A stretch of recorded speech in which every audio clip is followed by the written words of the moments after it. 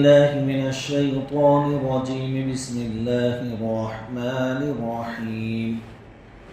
ولو شاء ربك لجعل الناس أمة واحدة ولا يزالون مختلفين إلا من رحم ربك ولذلك خلقهم وتمت كلمة ربك لأملأن جهنم من الجنة والناس أجمعين.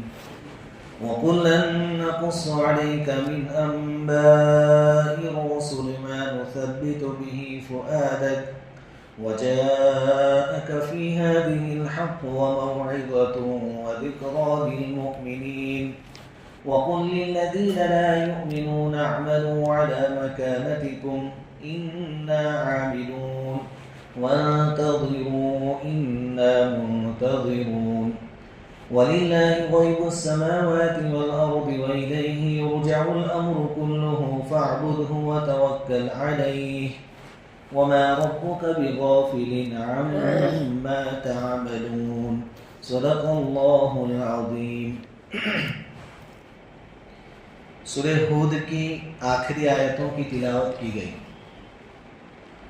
آیت نمبر 118 سے 123 تک 123 آیتوں پر سورہ ہود ختم ہوتی ہے. اس سے پہلی والی آیتوں کا خلاصہ یہ تھا مضمون کا کہ چونکہ صحابہ کرام کو آگے چل کر دعوت و ارشاد کے میدان میں آنا تھا، اللہ تعالیٰ اس لائن کی ان کی تربیت فرما رہے تھے کہ آپ نماز کا سہارا لیجئے، نیکیاں کیجئے، نیکیوں کے بدلے میں گناہ معاف ہو جائیں گے، اور صبر کیجئے، اللہ پر بھروسہ کیجئے.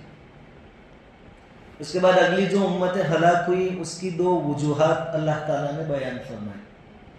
ایک تو ان کے اندر امر بالمعروف اور نہی عن المنکر کا جو کام ہے یہ سلسلہ رک گیا تھا، برائی پر کوئی روک ٹوک کرنے والا نہیں تھا. ہلاکت کا ایک سبب یہ. اور دوسرا یہ کہ جو لوگ نعمتوں میں تھے، جن کو اللہ نے دنیا دی تھی، انہوں نے اسی کو سب کچھ سمجھا اور روکنے والا کوئی ملا نہیں، تو وہ گمراہی میں آگے بڑھتے چلے گئے. آخرکار اللہ تعالیٰ نے ان کو ہلاک کر دیا. اب داعی جو ہے، دین کی دعوت دینے والا، کبھی کبھی ایسا ہوتا ہے کہ کوئی آدمی بہت دل سے دعوت کے کام میں لگتا ہے. دعوت کے کام سے مراد جو بھی شکل ہو، دین کی تبلیغ کی، اور لمبے زمانے تک کام کرتا رہتا ہے، لیکن اس کو جیسا چاہیے ویسا رزلٹ نہیں ملتا بہت کوششوں کے باوجود. تو آدمی کبھی کبھی ہمت ہارنے لگتا ہے، اس کا دل ٹوٹ جاتا ہے. نبی کریم صلی اللہ علیہ وسلم کے جیسی محنت تو کون کر سکتا ہے دین کی دعوت کی، لیکن آپ کو بھی رزلٹ نہیں مل رہا تھا مکہ والوں کے اندر. آپ صلی اللہ علیہ وسلم کا دل بھی کبھی کبھی درد ہوتا تھا، تکلیف ہوتی تھی آپ کو. تو اللہ تعالیٰ نے حضور صلی اللہ علیہ وسلم کو بہت سی مرتبہ تسلی دی. اب دائی کو یہ سوال ہو سکتا ہے کہ اتنی محنت کے باوجود رزلٹ نہیں آیا، اس کا مطلب یہ ہے کہ میرا طریقہ جو ہے اس میں کچھ فالٹ ہے، کچھ گڑبڑ ہے، طریقہ بدلنا پڑے گا. وہ یوں سوچتا ہے. کوئی آدمی فکری صلاحیت رکھتا ہو، جس کو امت کا اور انسانیت کا درد ہو، وہ یہ سوچے گا کہ اللہ تعالیٰ نے سب کو عقل دی ہے، پھر بھی لوگ انسان عقل کا استعمال نہیں کر رہے ہیں اور کیسی واہیات چیزوں کی پوجا کر رہے ہیں. تو وہ اس لائن سے پریشان ہوتا ہے کہ ایسا کیوں. اور جو لوگ شک میں ہوتے ہیں، جن کو یقینی ہوتا ہے کہ اسلام سچا مذہب ہے، وہ لوگ تھوڑی بہت محنت کے بعد جب رزلٹ نہیں ملتا ہے تو وہ کفر کی طرف لوٹنے لگتے ہیں. اور پھر وجہ اس کی وہ بیان کرتے ہیں کہ بھائی یہی اصل ہے اور اللہ بھی یہی چاہتا ہے کہ ہم کفر میں رہیں. ایسی واہیات باتیں وہ بھی کرنے لگتے ہیں.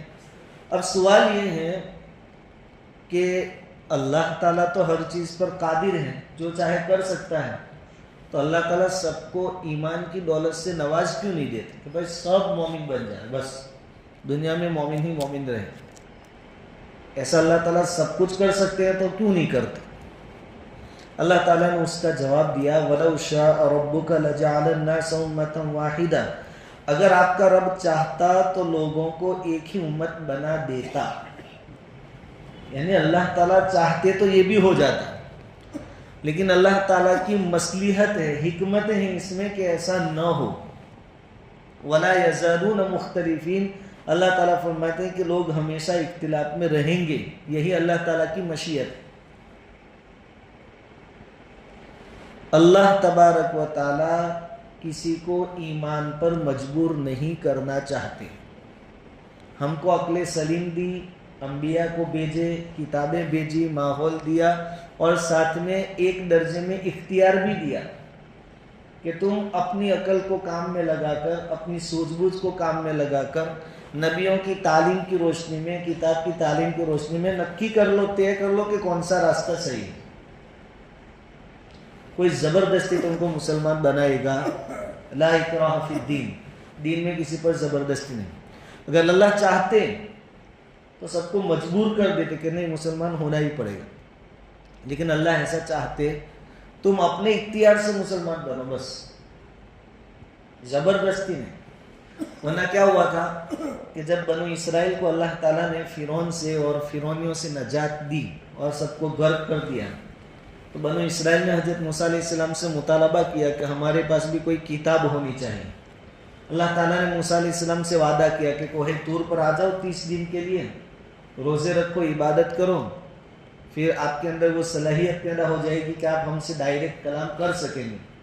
موسیٰ علیہ السلام گئے، پھر اللہ تعالیٰ نے فرمایا 30 دنوں کے بعد کہ 10 اور بڑھا دو، 40۔ پھر 40 دنوں کے بعد اللہ تعالیٰ نے تورات عطا فرمائی۔ اب جب تورات لے کر خوشی خوشی واپس آئے تو اللہ تعالیٰ نے بتا دیا تھا کہ تمہاری غیر حاضری میں وہ لوگ تو گائے کے بچڑے کی پوجا میں لگ گئے۔ موسیٰ علیہ السلام جب آئے تو جو ایمان والے تھے ان کو سمجھایا کہ اللہ تعالیٰ نے مجھے تورات دی، تو وہ کیا بات لائے بنی اسرائیل کہ ہم کیسے مان لیں کہ اللہ کی دی ہوئی ہے؟ تم اکیلے گئے تھے، ممکن ہے 40 دن بیٹھ کر تم نے لکھ لی ہو، ہم نہیں مانتے۔ ہم اس وقت مانیں گے جب اللہ ڈائریکٹ ہم سے بات کرے، اللہ سے ہمارا آمنا سامنا ہو اور ہم بات کریں، اللہ ہم سے، یا چلو آمنا سامنا نہ ہو لیکن کم سے کم اللہ کی آواز ہم سنیں۔ پھر اللہ رب العزت کا عتاب آیا، ایک بجلی آئی، سب کو ہلاک کر دیا، 71 آدمیوں کو یا اس سے زیادہ تعداد کو اللہ تعالیٰ نے ختم کر دیا۔ پھر موسیٰ علیہ السلام نے پھر سے اللہ تعالیٰ سے دعا کی کہ اللہ یہ کام تو آپ چاہتے تو میں نہیں تھا، تب بھی ہو جاتا، بنی اسرائیل زیادہ بدگمان ہوں گے مجھ سے، آپ ان کو زندہ کر دیں۔ اللہ تعالیٰ نے سورہ بقرہ میں پہلے سپارے میں اس کا تذکرہ ہے اور بھی مقامات پر ہے، تو اللہ تعالیٰ نے پھر ان کو دوبارہ زندہ کیا۔ پھر کیا لائے کہ چلو مانا کہ اللہ کی کتاب تورات، لیکن اس کے اندر سے ساری چیزیں ہم نہیں مانیں گے۔ کچھ گناہ ہو جائے تو اس پر جو سزائیں ہیں یا مشقت والے جو کام ہیں، عبادتیں ہیں، وہ ہم نہیں کریں گے، یہ احکام نکال دو۔ پھر اللہ رب العزت کو غصہ آیا تو اللہ تعالیٰ نے کوہ طور کو اٹھایا ان کے اوپر، وَإِذْ أَخَذْنَا مِيثَاقَكُمْ وَرَفَعْنَا فَوْقَكُمُ الطُّورَ، طور پہاڑ اٹھایا کہ مانو نہیں تو یہ پہاڑ ابھی تمہارے سروں پر دے ماروں گا۔ تو اللہ چاہے تو ایسا بھی کر سکتا ہے، پہلے سے بارے میں اس کو نقل کیا ہے۔ وہ دیکھا کہ نہیں یہ تو پھر اپنا تو کچمبر بن جائے گا، کہ ہم مانیں گے۔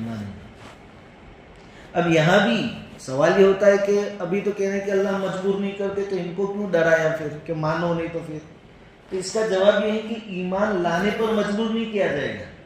یہ جن کے اوپر پہاڑ اٹھایا وہ تو مسلمان تھے پہلے سے، تو مسلمان کو شریعت ماننے پر مجبور کیا جائے گا، یہ دونوں چیزیں الگ ہیں۔ مسلمان ہو گیا ہو اس کو تو شریعت ماننے پر مجبور کیا جائے گا، لیکن جو مسلمان نہیں ہے اس کو مسلمان ہونے پر مجبور نہیں کیا جائے گا۔ تو اللہ تعالیٰ اس آیت کریمہ میں یہ فرماتے ہیں کہ ہم وہ بھی کر سکتے ہیں کہ سب کو زبردستی مسلمان بنا دیں، لیکن ہم نہیں چاہتے ہیں۔ دو چیزیں الگ الگ ہیں، ایک ہے اللہ کا امر یعنی آرڈر، حکم، اور ایک ہے اللہ کی مشیت، چاہت۔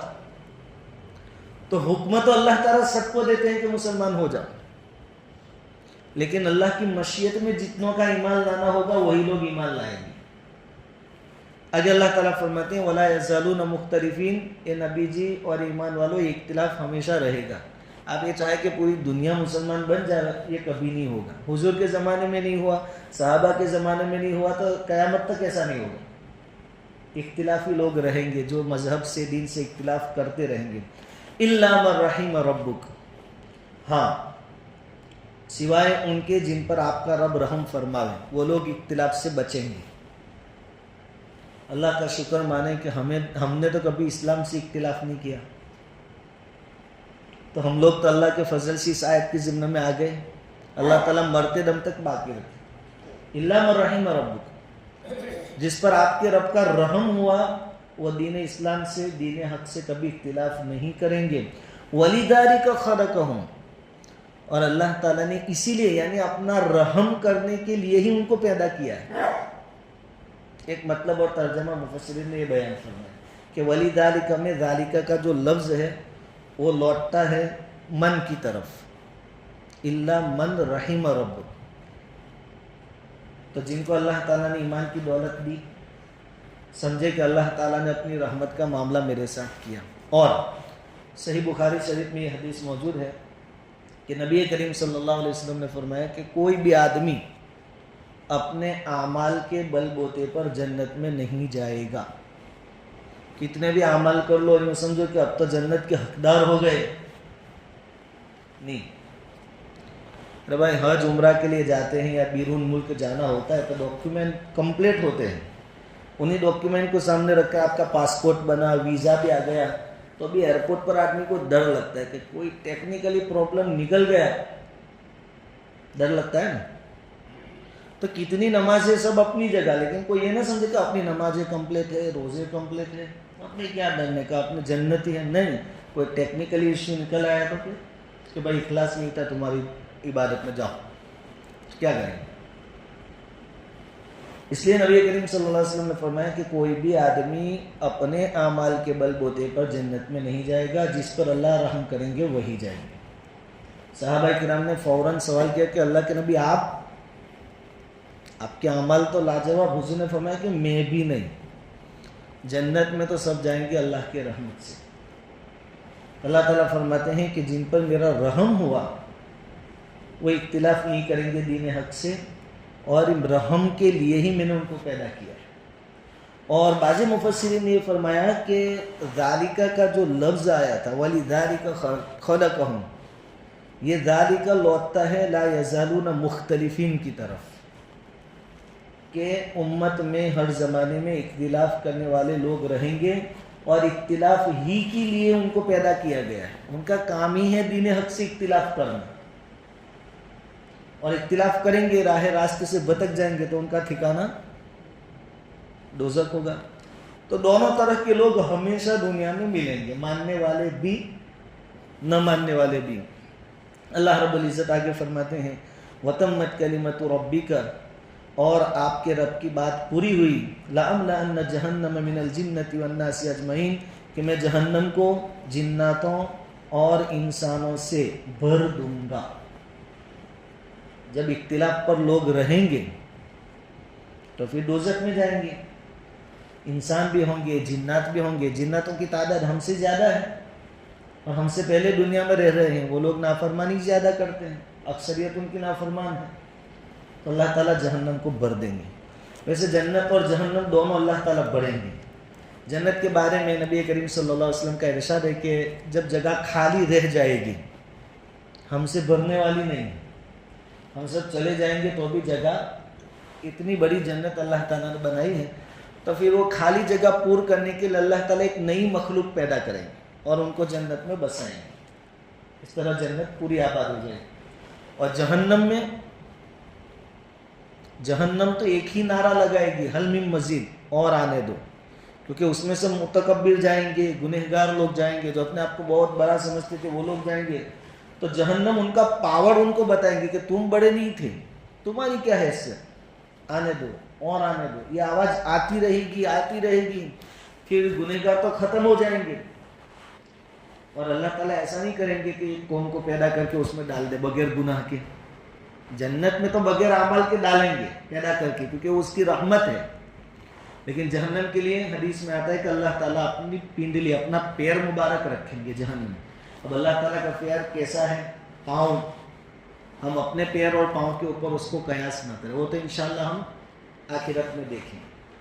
جب اللہ تعالیٰ اپنا قدم رکھیں گے تو اس میں سے جیسے وہ ڈول وغیرہ ہلا ہلا کر اناج بڑھتے ہیں, پھر بہت بڑھ جائے تو کٹ کٹ کی آواز آتی ہے. ایسے حدیث میں الفاظ ہے کہ وہ جہنم کٹ کٹ کرنے لگے کہ بس بس بس بس اب ہو گیا, اب جگہ نہیں. اس طرح اللہ تعالیٰ اس کو بھی بھریں گے. تو اللہ تعالیٰ نے یہاں جو وعدہ کیا ہے کہ جہنم کو میں بھر دوں گا, اللہ تعالیٰ اس طریقے سے اپنے وعدے کو پورا کریں گے. اب تک کا خلاصہ یہ ان دو آیتوں کا کہ اللہ تعالیٰ اسلام لانے کے معاملے میں کسی پر زبردستی نہیں کرتے, اور اللہ کی مشیت اور منشا یہ ہے کہ دونوں طرح کے لوگ رہیں, کیونکہ اللہ تعالیٰ کی ایک صفت رحمت ہے تو ایک صفت عدل بھی ہے, انصاف, کہ نافرمانوں کو سزا دی جائے.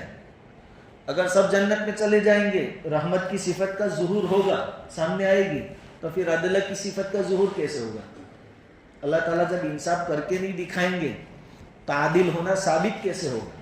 اس نے کہا دونوں طرح کے لوگ رہیں گے اور جہنم بھر کے رہیں گے. اللہ رب العزت آخری آیتوں میں یہ فرماتے ہیں وَكُلًّا نَقُصُّ عَلَيْكَ مِنْ أَنْبَاءِ الرُّسُلِ مَا نُثَبِّتُ بِهِ فُؤَادَكَ, اور ہم رسولوں کے احوال سے سب چیزیں آپ کو سنا رہے ہیں جس سے آپ کے دل کو مضبوط کریں. یہ حضور صلی اللہ علیہ وسلم سے اللہ رب العزت فرما رہے ہیں.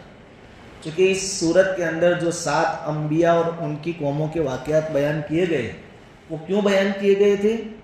مَا نُثَبِّتُ بِهِ فُؤَادَكَ, تاکہ اللہ کے نبی آپ کے دل کو ہم مضبوط کریں.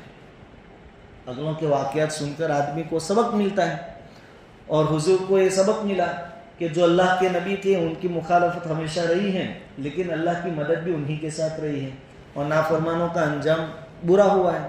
اور یہاں حضور مکہ میں ہے, اب یہ مکی صورت ہے, تو بار بار سمجھانے پر سمجھ نہیں رہے تھے, تو اللہ تعالیٰ نے اگلی امتوں کے واقعات کے ذریعے حضور کو تسلی دی کہ ایسا پہلے سے چلتے آیا ہے کہ نبیوں کو جھٹلایا گیا, تکذیب کی گئی, آپ پریشان نہ ہو, بے صبری کا مظاہرہ نہ کریں. تو یہ جو واقعات بیان کیے گئے ہیں قرآن میں, اس کا ایک مقصد یہ بیان کیا کہ اللہ کے نبی کے دل کو مضبوط کرنا. تو واقعات برائے واقعات نہیں ہونے چاہیے, اس کا کچھ فائدہ ہونا چاہیے. آج کل ہمارا جو ٹرینڈ ہے وہ واقعات والا ہے, واقعے سے کیا سبق ملا اس کی طرف دھیان جاتا نہیں ہے. محرم کے مہینے میں ایک جگہ بیان کرنے گیا تھا, جمعہ میں, ان کی دعوت پر. تو محرم کے مہینے میں کیا بیان کیا جاتا ہے؟ حضرت حسین رضی اللہ تعالیٰ عنہ کی شہادت. پورا واقعہ میں نے سنایا. پھر آخر میں ٹائم ہو گیا تھا تو میں نے کہا مختصراً 2-3 منٹ میں واقعے کا خلاصہ کہ ہمیں کیا سبق ملا یہ بیان کروں. میں نے کہا دیکھو اس پورے واقعے سے ہمیں یہ سبق ملا کہ حضرت حسین رضی اللہ تعالیٰ عنہ نے ناحق کے سامنے تلوار اٹھائی, اپنی جان پیش کر دی. جو غلط کام ہو رہا تھا یزید کی طرف سے, اس کے سامنے اپنی زبان کھولی, جان گنوا دی, لیکن اس کی بات نہیں مانی. ایک یہ سبق ملا. پھر دوسرا سبق ملا کہ بھائی میدان میں بھی, لڑائی کے میدان میں بھی جہاں جان کی بازی لگائی وہاں بھی نماز نہیں چھوڑی. اور ہم تو آج بھی نماز نہیں پڑھے. کہ نماز کے بارے میں تھوڑی روایتیں بیان کی تو ایک چاچا وہاں سے اٹھے, کونے میں سے کہا مولوی صاحب ٹائم ہو گیا, بند کر دو بیان. چونکہ جو واقعہ سننا تھا وہ پورا ہو گیا تھا, اور واقعے سے جو سبق ملنے والا تھا وہ اس کی باری تھی. اب نماز کا مسئلہ تو شاید نماز ان کی دکھتی رگ ہوگی, تو کہا کہ بند کر دو. ادھر سے کہہ رہے کہ چالو رکھو. میں نے سوچا کہ میں بیچ میں ہوں, پھر وہاں فائٹنگ ہوئی تو باہر نکلنا مشکل ہو جائے گی. تو میں پھر دعا کروائی, فٹافٹ جمعہ کی نماز پڑھا کے پھر اپنا بھی وہاں سے. تو واقعات برائے واقعات نہ ہو, آج کل ایسا بیانوں میں بھی ہو رہا ہے. اور کچھ مقررین کا نشانہ تو ہے, میرے زبان پر نشانے پر رہتے ہیں. عام طور پر جن مقررین کے سفر بہت ہوتے ہیں, آج یہ گاؤں وہ گاؤں, ان کے پاس مطالعہ کرنے کا وقت نہیں ہوتا ہے, کتابیں پڑھنے کا. اب ان کو ایک تو 1 گھنٹہ بیان کرنا ہوتا ہے, پونا گھنٹہ بیان کرنا ہوتا ہے, اور ان کی چاہت آج کل یہ ہے کہ کچھ ایسا سناوے جو کسی نے نہ سنایا ہو. یہ بڑا مسئلہ ہے. ہم کچھ ایسی بات کہیں جو کسی نے نہ کہی. اب مطالعہ کیا نہیں, اور حدیث کی جو صحیح کتابیں ہیں اس میں ایسے دلچسپ واقعات آپ کو نہیں ملیں گے. ٹیکنیکلی پھر یوں ہوا پھر بازی پلٹ گئی. وہاں تو سیدھے سادھی بات آتی ہے. تو پھر سچے جھوٹے ادھر سے سنے ہوئے ادھر سے سنے ہوئے. پھر آپ پوچھیں گے حوالہ، میرے ایک استاد نے کہا تھا کہ وہ استاد وہ مر گئے 10 سال ہو گئے. پھر ایسا چلتا ہے. اس طرح بہت ساری من گھڑت روایتیں ہمارے اندر گھس گئی ہیں جس کا شدھیکرن ابھی چالو ہے، لیکن وہ اتنی بھاری مقدار میں ہے کہ اس کے پیچھے لمبا وقت لگے گا. تو ہمارے جو تبلیغی بھائی بھی ہیں ان کو بھی بزرگان دین کیا کہتے ہیں کہ بھائی فضائل اعمال کی روایتیں آپ بیان کرو، مستند جو علماء ہیں ان کے بیانات آپ کرو. پھر ایک بزرگ نے فرمایا، وہ بزرگ کہاں رہتے تھے، کب پیدا ہوئے، کس نے دیکھا، کوئی نہیں جانتا، اس کا کوئی فائدہ نہیں. اللہ تعالیٰ فرماتے ہیں کہ جتنے واقعات سورہ ہود میں ہم نے آپ کو سنائے وہ اس لیے تاکہ آپ کے دل کو ہم مضبوط کریں کہ ایسا تو ہوتا آیا ہے پہلے سے، لیکن آخر میں جیت نبیوں کی ہوئی ہے، اللہ کے ماننے والوں کی ہوئی ہے، اس لیے واقعات بیان کیے. وَجَاءَكَ فِي هَذِهِ الْحَقُّ. اللہ تعالیٰ فرماتے کہ اور ان واقعات میں حق بات آپ کے پاس پہنچی ہے. واقعات بھی بے مار نہیں جیسا ابھی ہم نے کہا پھر اس کے بعد یہ ہوا پھر یہ ہوا، ایسا نہیں. صحیح واقعات آپ کے پاس ہم نے پہنچائے ہیں. وَمَوْعِدَةٌ. اور ان واقعات میں موعظت یعنی نصیحت ہے، نصیحت پکڑنے والوں کے لیے. کوئی اپنی پرائیویٹ زندگی میں سنگھرش کر رہا ہے، بھائی حسد کر رہے ہیں، ماں باپ سے دور کرنا چاہتے ہیں، تو اس آدمی کو یوسف علیہ السلام کا واقعہ پڑھنا چاہیے. اس کو نصیحت ملے گی کہ بھائی حسد کرنے والے کبھی جیتتے نہیں ہیں. جس سے حسد کیا جاتا ہے اللہ تعالیٰ اس کو اٹھاتے ہیں، اس کے درجات بلند کرتے ہیں. تو آدمی کے لیے موعظت ہے، نصیحت ہے، بودھ کہ اس واقعے سے ہمیں کیا سبق ملا. اس میں بھی مشورہ دیتا ہوں کہ کم پڑھیں، مطالعہ کم ہو، لیکن اس سے ہمیں کیا سیکھنے کو ملا اس پر ہمارا فوکس ہو.